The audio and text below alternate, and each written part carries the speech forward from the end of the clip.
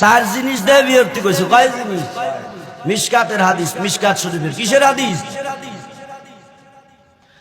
সুন্দরী দেখো, ধন দেখো, বংশ দেখো, দিনদারিত্ব দেখো। নবী বলেন ওর ভিতর যদি সুন্দরী না থাকে, ধন যদি না থাকে, বংশ যদি না থাকে, যদি দিনদার যদি হয়, এইটাকে প্রাধান্য দাও।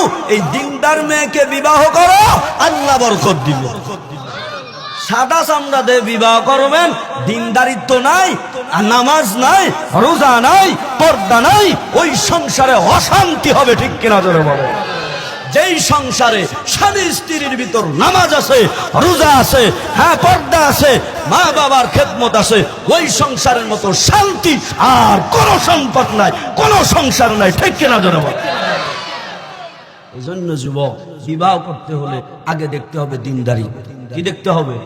আমার শ্বশুর শাশুড় নামাজি পড়ে, নামাজ পড়ে কিনা, আমার বিবিটা নামাজ পড়ে কিনা। ঠিক কিনা? গাছ যেমন ফল তার, গাছ যেমন তার ফলও